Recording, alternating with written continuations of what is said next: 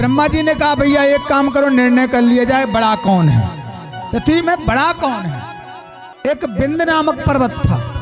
बिंद नामक पर्वत को ब्रह्मा और विष्णु ने दोनों लोगों ने जोड़ जोड़ के घुमाना प्रारंभ किया।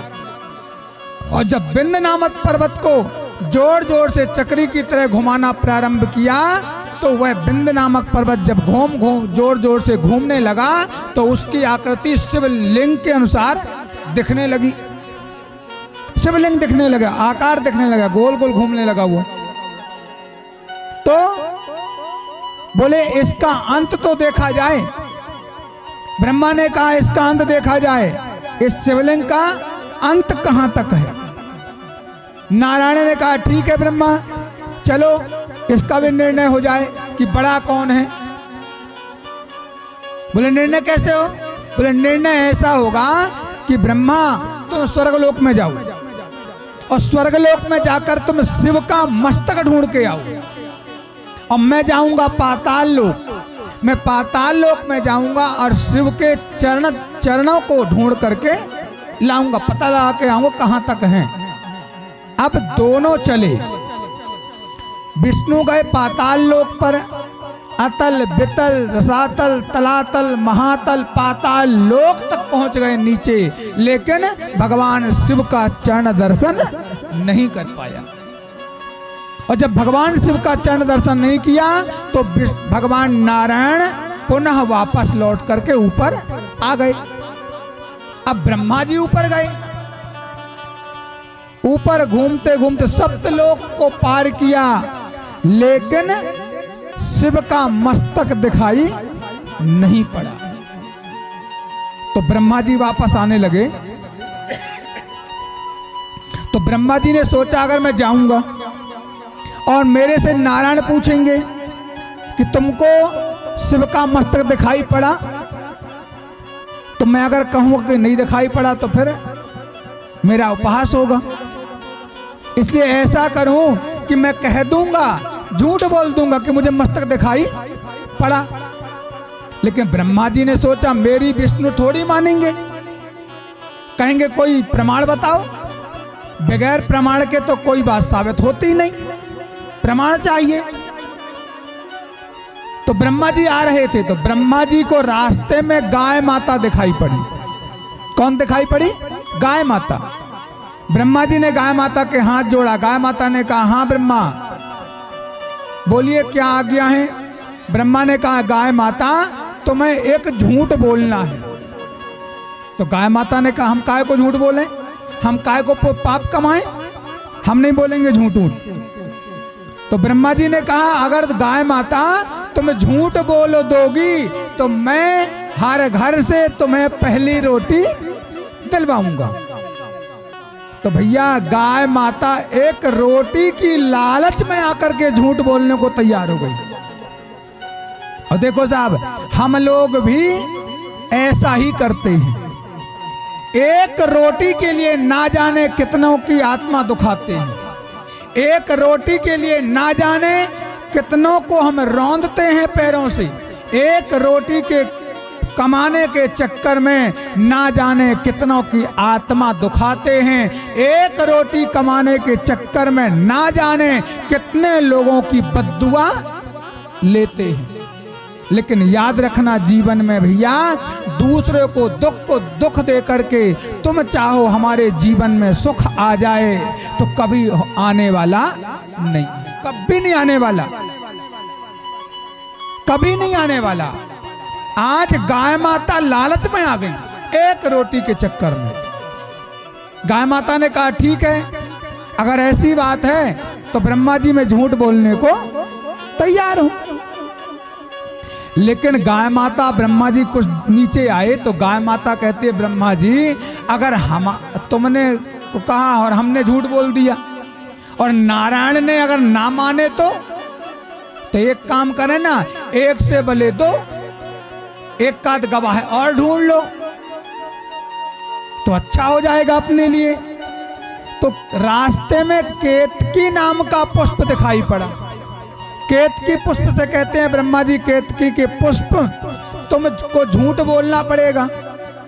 तो पुष्प ने कहा हम काय को झूठ बोले, हमको पाप में नहीं पड़ना, हमको झूठ नहीं बोलना, और अगर झूठ बोलेंगे तो हमें क्या मिलेगा। तो ब्रह्मा ने कहा सुनो केतकी पुष्प, अगर तुम मेरे प्रति झूठ बोल दोगे तो मैं तुम्हें सारे देवताओं के माथे पे चढ़ने योग्य बना दूंगा, तुम चढ़ने लग जाओगे, सब देवता स्वीकार तुम्हें करेंगे। पुष्प ने कहा अच्छी बात है, एक झूठ बोलने से अगर हम मुझे इतना बड़ा पदवी मिलती है तो कितनी बड़ी बात है, शिव के देवताओं के माथे पे चढ़ूंगा मैं। ठीक है महाराज, स्वीकार है। अब केतकी का पुष्प और गाय माता और ब्रह्मा जी तीनों आए मृत्युलोक पर, और मृत्युलोक में जैसे आए तो ब्रह्मा जी ने देखा कि नारायण खड़े हैं उस शिला के पास। तो ब्रह्मा जी ने कहा नारायण से, नारायण तुम पाताल लोक से शिव के चरणों को देख करके आए, तुम्हें दिखाई पड़े। नारायण ने तो भैया स्पष्ट बोल दिया कि ब्रह्मा जी क्षमा करना, हम तो अतल बितल रसातल तलातल पाताल लोक तक गए, लेकिन शिव के चरण हमें दिखाई नहीं पड़े, हम नहीं देखे। यानी एक छोटी सी बात सच्चाई बोल करके नारायण दूर हट गए। देखो साहब, सच्चाई एक बात बोल करके व्यक्ति दूर हट जाता है, लेकिन झूठ बोलने वाला यदि एक बात झूठ बोला तो एक बात को साबित करने के लिए उसे हजारों झूठ बोलना पड़ता है, हजारों झूठ। नारायण ने तो स्पष्ट कह दिया कि हमें दिखाई नहीं पड़े, हमें अंत नहीं मिला भगवान शिव का।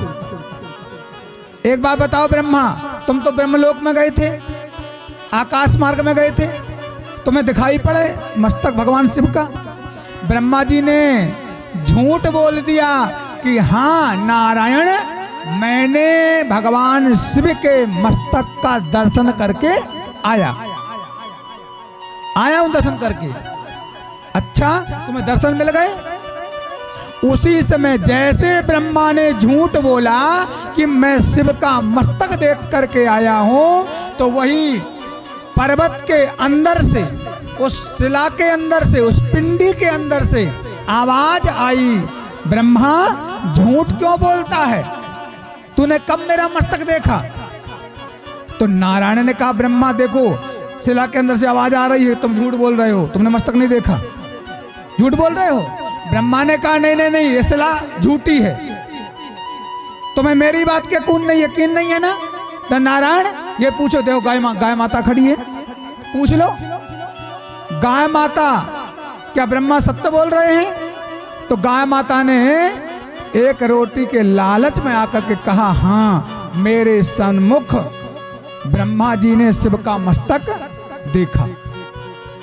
जैसे गाय ने झूठ बोला, गाय माता ने झूठ बोला, उस शिला के अंदर से आवाज निकली, अरे गाय तू जगत जननी माँ कहलाती है, और तू गाय माँ होकर के जिसके शरीर में 33 कोटि देवता विद्यमान होते हैं, गाय तू झूठ बोलती है, और जिस मुख से तूने झूठ बोला है मैं तुझे श्राप देता हूं कि मृत्युलोक में तेरे मुख की पूजा कभी नहीं होगी, कभी नहीं होगी, और जो तेरे मुख की पूजा करेगा उसे कभी पूजा करने का लाभ नहीं मिलेगा। इसलिए जब भी गौदान किया जाता है, गाय माता का दान करते हैं ना, तो कैसे करते हैं? संकल्प जब भी लेते हैं तो पीछे से लेते हैं, क्योंकि गाय माता ने झूठ बोला था। तो गाय के सन्मुख खड़े होकर के मंत्र नहीं पढ़े जाते, गाय के सन्मुख खड़े होकर के संकल्प नहीं लिया जाता, अगर लिया जाएगा तो वो स्वीकार नहीं होगा, क्योंकि भगवान शिव ने श्राप दिया है कि पूजा नहीं होगी। क्योंकि गाय माता ने एक बार नहीं 2 बार झूठ बोला है। कितने बार? 2 बार। कब कब? एक बार तो अभी अभी ब्रह्मा को सत्य कहने के लिए बोला, एक बार जब भगवान प्रभु राम, लखन और माता जानकी वनवास चले गए थे, और वनवास जब गए थे तो वनवास में भ्रमण करते करते करते करते गया तीर्थ में पहुंचे। इसके पहले दशरथ जी की मृत्यु हो चुकी थी, और जब पंचवटी से गया तीर्थ में आगे प्रभु राम पहुंचे हैं, तब फाल्गु नदी के किनारे किनारे चल ही रहे थे प्रभु राम, लखन, माता जानकी। उसी समय दशरथ जी महाराज ने आकाशवाणी करी। दशरथ जी ने कहा, बेटा राम, मैं भूखा हूं, मुझे पिंड चाहिए, तू अपने हाथ से पिंडदान कर। अब ये आकाशवाणी प्रभु राम ने सुना तो प्रभु राम ब्राह्मण के पास गए और कहते हैं, ब्राह्मण देवता, ऐसी ऐसी बात है, मेरे पिता ने मुझे से पिंड मांगा है, एक काम करो, आप मेरे पिता के निमित्तार्थ पिंडदान करा दो। कहाँ? गया तीर्थ में, फाल्गु नदी के किनारे। तो पंडित जी ने कहा, ठीक है राम जी, हम आपका पिंडदान करा देंगे। तो राम जी ने कहा, करा दो फिर। तो पंडित जी ने कहा, सामग्री चाहिए, बगैर सामग्री के पिंडदान थोड़ी होता है। तो क्या चाहिए? अरे बोले, पिंडदान के लिए चावल आटा चाहिए, हैं, पिंडदान करने के लिए पूजा पाठ की सामग्री चाहिए, आप पहले सामग्री ले आओ, मैं पिंडदान करवा दूंगा। प्रभु राम ने पंडित जी की बात को सुनकर के सामग्री एकत्रित करने के लिए चले गए, लखनलाल जी को, जानकी जी को छोड़ करके उसी जगह में। प्रभु राम को थोड़ा सा वक्त लग गया, आने में टाइम लग गया। माता जानकी ने लखनलाल जी से कहा, देखो लखन, तुम्हारे बड़े भैया अभी तक नहीं आए और ये घनघोर जंगल है, एक काम करो, समय बीतता जा रहा है, मध्यम काल बीतता जा रहा है, क्योंकि पिंडदान का समय रहता है, और सायंकाल लग जाएगा तो सायंकालीन पिंडदान नहीं किए जाते और विसर्जन नहीं किए जाते। तो आप जाओ, जल्दी अपने बड़े भैया को ढूंढ करके ले आओ। लखनलाल जी पीछे पीछे राम जी को ढूंढने गए। इतने में फिर आवाज आई, दशरथ ने कहा, बेटा राम, मुझे जल्दी से पिंड दे दे, क्योंकि मुहूर्त निकला जा रहा है, समय निकलता जा रहा है, मुझे भूख लगी है। तो माता जानकी जी अकेले थी। माता जानकी जी ने कहा, पिताश्री थोड़ा इंतजार कर लो, आपके ज्येष्ठ पुत्र सामग्री लेने गए हैं, आते ही होंगे, और जैसे वो आएंगे मैं पिंडदान करवा दूंगी। दशरथ जी ने पुनः कहा, नहीं पुत्रवधू, मैं इंतजार नहीं कर सकता, एक काम कर कि तू ही पिंडदान कर दे, तू ही मुझे पिंड दे दे, मैं स्वीकार कर लूंगा। देखो, गया सारे तीर्थ में ऐसा नियम है कि पुत्र या नाती या पोता ही पिंडदान करता है, तभी स्वीकार किए जाते हैं। लेकिन गया तीर्थ एक ऐसा तीर्थ है कि जिसका बेटा भी ना हो, जिसका पोता भी ना हो, नाती भी ना हो, और अगर कोई पत्नी अपने पति के लिए भी पिंडदान करना चाहती है तो गया तीर्थ में पिंडदान वो स्त्री कर सकती है। एक ही स्थान ऐसा है पूरे सारे तीर्थों में, गया तीर्थ, जो अपने परिवार वालों के लिए, अपने पति के लिए पिंडदान कर सकती है। हमारे पास भी कई ऐसी माताएं आती हैं कि गुरुजी, हमारे 2 बेटे हैं। कई माताएं आई हैं, गुरुजी 2 बेटे हैं हमारे, और दोनों बेटे पूजा पाठ को मानते नहीं हैं, और मेरे पति को मरे हुए 5-7 वर्ष हो गए, अभी तक उनको पिंडदान नहीं मिला, और वो तरे भी नहीं, उनको मैंने गया जी में छोड़ी भी नहीं। तो गुरुजी, अब बेटा तो जाने को मना कर रहे हैं, तो मैं क्या करूं बताओ, कैसे अपने पति को तारूं? तो फिर हम लोग ये प्रामाणिकता बता देते हैं कि शिव पुराण में ये कथा आती है, रामायण रामचरितमानस में भी ये कथा आती है कि जानकी जी ने अपने पिता के लिए यानी ससुर के लिए पिंडदान वहां किया था। तो हम लोग ये प्रमाण बता देते हैं और कह देते हैं कोई बात नहीं है, अगर तुम्हारे बेटे पिता के लिए पिंडदान नहीं कर रहे तो क्या अपने पति को भटकाओगे क्या? नहीं, तुम तो बेटों को छोड़ो और तुम स्वयं गया जी में जाओ और गया जी जाकर के अपने पति के लिए, अपने ससुर के लिए, अपने पितृ के लिए तुम पिंडदान डाल सकती हो और अपने पितरों को संतुष्ट कर सकती हो। तो वहां पर स्त्रियां भी, हमारी माताएं बहनें भी पिंडदान कर सकती हैं। और जैसे दशरथ जी ने कहा, बेटा जानकी पुत्र वधू मुझे पिंड दे, मेरे पास समय नहीं है, तो माता जानकी जी ने कहा सामग्री तो नहीं है, काय में पिंड दूं आपको, काय का पिंड दूं? तो दशरथ जी ने कहा था, जानकी तू जो भी पिंड बना के दे देगी, गोल बना के दे देगी, मैं वो स्वीकार कर लूंगा। तो जानकी जी के पास सामग्री नहीं थी, खड़े खड़े वहीं की वहीं पंडित जी को बुलाए। पंडित जी ने पहले तो इनकार कर दिया दिलवाने को, लेकिन बाद में आकाशवाणी को सुनकर के पंडित जी ने कहा ठीक है आप करो। तो माता जानकी फाल्गु नदी के तट पर खड़े होकर के उसी फाल्गु नदी की बालू रेत निकाली और बालू रेत निकाल करके पिंड बना करके पंडित जी ने संकल्प करवाया और जैसे पिंड बनाकर संकल्प किया तो दशरथ जी ने अपना हाथ निकाल करके और पिंड स्वीकार कर लिया था। आज भी वहां गया तीर्थ में विष्णुपदी के उस पार सामने आप जाओगे फाल्गु नदी के तट पर, तो वहां आज भी पत्थर का हाथ बना हुआ है और वहां आज भी बालू रेती का पिंडदान देते हैं। अब पंडित जी ने संकल्प करवाया, पंडित जी ने सोचा, जानकी जी ने संकल्प करवा लिया और दक्षिणा वक्षिणा तो कुछ दिया नहीं, दक्षिणा तो दिया नहीं। बाद में गौदान भी जानकी जी ने करवा दिया, गाय माता को घास वास को डाला नहीं। बाद में फाल्गु नदी का जल लेके संकल्प करवा दिया, लेकिन फाल्गु नदी को कुछ दिया नहीं। और जब प्रभु राम आए, बोले चलो जानकी जी पिंडदान कर लें, तो जानकी जी ने कहा हम तुमने तो कर दिया पिंडदान और आपके पिता ने स्वीकार भी कर लिया। तो जानकी जी की बात प्रभु राम नहीं माने, ऐसे कैसे हो सकता, तूने पिंडदान कर दिया, काय का किया? बोले बालू रेती का। बोले पंडित जी थे? बोले हाँ। बोला पंडित जी कौन थे? अब पंडित जी वहां आए, पंडित जी को लगा कि माता जानकी जी ने पिंडदान तो करवा लिया है, दक्षिणा वक्षिणा कुछ दिया नहीं, अगर हम बोल देंगे कि पिंडदान हो गए हैं, दक्षिणा तो मिलने वाली नहीं है, तो ऐसा करें कि प्रभु राम जी पिंडदान करेंगे तो कुछ हमें नोट मिलेंगे।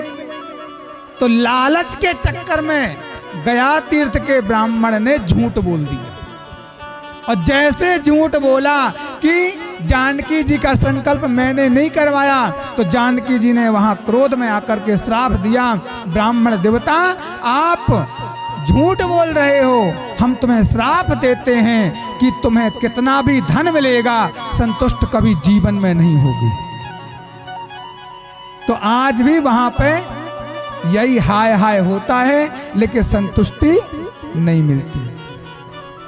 दूसरी बात, अब पंडित जी तो झूठ बोल दिए, राम जी ने कहा जानकी जी और कोई प्रमाण है? बोले हाँ है। बोले कौन? बोले मैंने पिंडदान करते समय तुलसा माता को साथ में लिया था, भोग में लगाया था, बुलाओ तुलसा को। तुलसा आई, तुलसा ने कहा क्यों जानकी जी ने पिंड दिया है? तो तुलसा माता ने भी झूठ बोल दिया कि नहीं दिया। तो जानकी जी ने कहा तुलसा मैं तुझे श्राप देती हूँ कि गया तीर्थ में तूने झूठ बोला है, मैं तुझे श्राप देती हूँ कि तू कीचड़ में उगेगी। तो गया तीर्थ में कीचड़ में तुलसा उगती है, अच्छी जगह नहीं लगती तुलसा ये प्रामाणिकता है। अब जानकी जी ने कहा दो तो झूठ बोल दिए, अब तीसरा है प्रभु चिंता मत करो।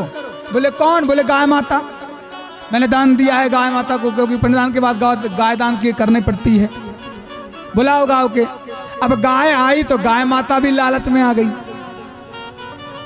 कि राम जी अगर पिंडदान करेंगे तो मुझे कुछ घास फूस अच्छा खिलाएंगे लालच में।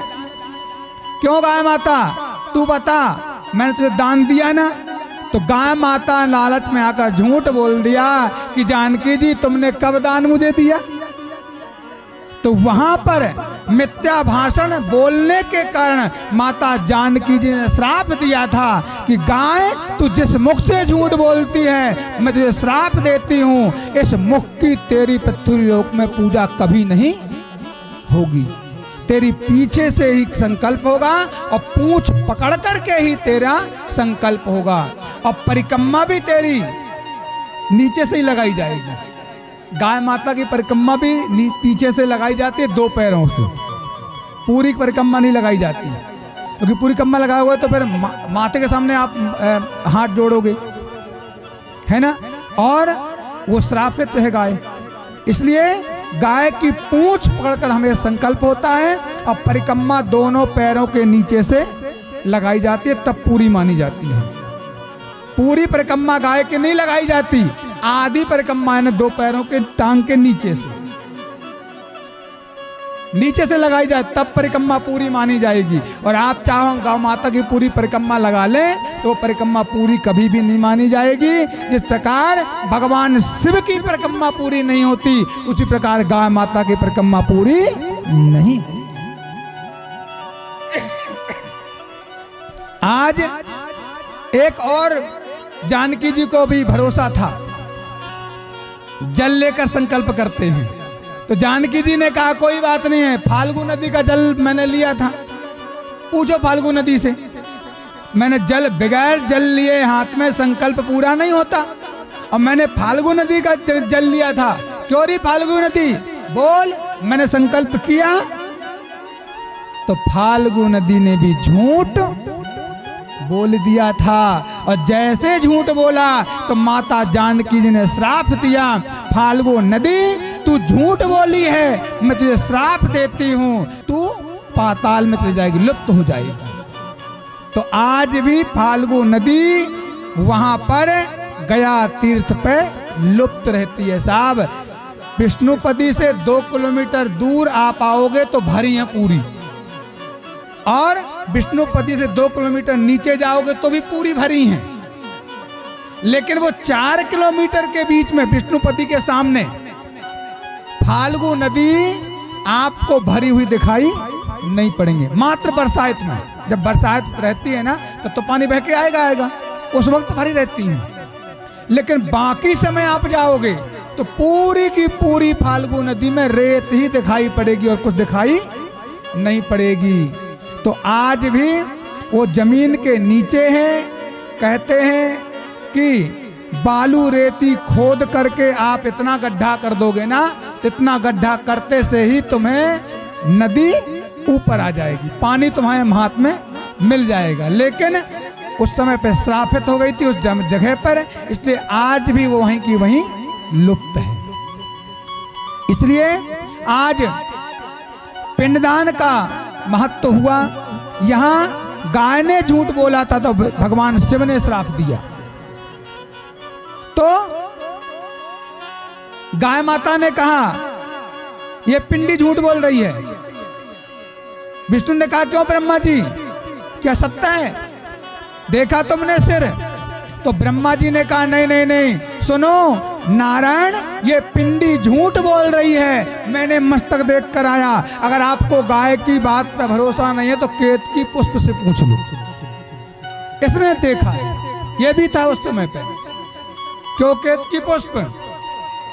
ब्रह्मा सत्य बोल रहे हैं। तो केतकी पुष्प ने भी हाँ कर दिया, और जैसे हाँ किया वैसे भगवान शिव ने श्राप दिया, अरे केतकी के पुष्प तू झूठ बोल रहा है, ब्रह्मा की झूठ में मैं हाँ कर रहा है, मैं तुझे श्राप दे रहा हूँ कि तू सारे देवताओं में चढ़ेगा जरूर, लेकिन मेरे मस्तक पर कभी तू नहीं चढ़ेगा।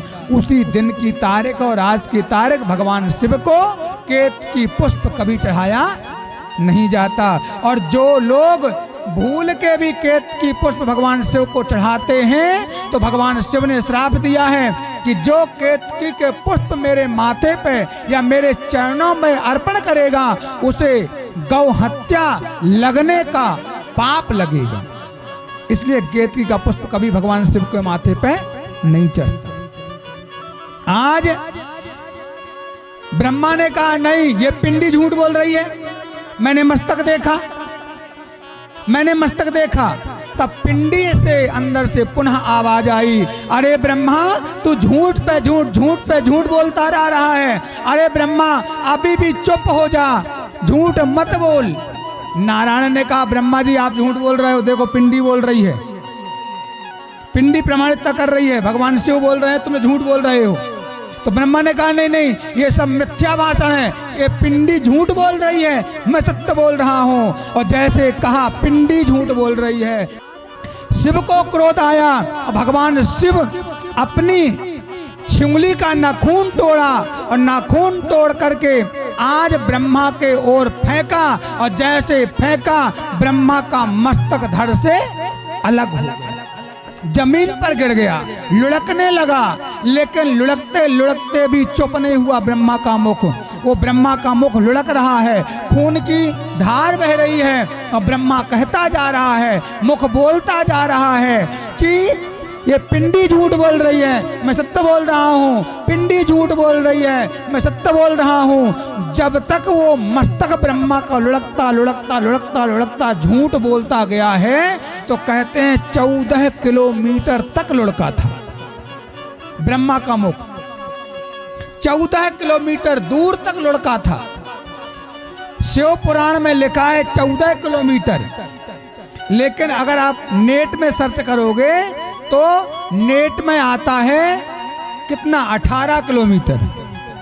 लेकिन शिव महापुराण में लिखा है 14 किलोमीटर दूर तक ब्रह्मा का मस्तक झूठ बोलता लुढ़कता गया था। यानी 14 किलोमीटर की दूरी लखनऊ से इलाहाबाद, इलाहाबाद आज भी वो है। और जो ब्रह्मा का रक्त बहाता 14 किलोमीटर दूर तक झूठ बोलता बोलता, वह रक्त से एक नदी बनी थी, उस नदी का नाम है कर्मनासा नदी। कौन सी नदी? कर्मनासा नदी। लखनऊ से, इलाहाबाद से लखनऊ के बीच में 14 किलोमीटर की दूरी पर ब्रह्मा का सिर लुढ़कता गया, झूठ बोलता गया, लुढ़कता गया, झूठ बोलता गया, खून बहता गया, वो नदी का रूप धारण कर लिया ब्रह्मा का रक्त। उस नदी का नाम पड़ गया कर्मनासा नदी। आज भी वो नदी है लखनऊ से जो है इलाहाबाद के बीच में, कर्मनासा नदी। और कहते हैं कि वो 14 किलोमीटर के बीच में जो भी उस जल को स्पर्श भी कर लेता है तो जितने जीवन के पुण्य हैं स्पर्श करते से ही समाप्त हो जाते हैं, यानी अच्छे कर्मों का नाश कर देती है। उसका नाम है कर्मनासा। और यहां तक शिव पुराण कहती है, संत और महंत लोग भी कहते हैं भैया कि 14 किलोमीटर के बीच पर इंसान की बात क्या, वहां पक्षी भी पानी नहीं पीता, जानवर पशु भी पानी वहां का नहीं पीता, क्योंकि इतना वो समझता है। इसलिए वो कर्मनासा नदी के नाम से विख्यात हुई है।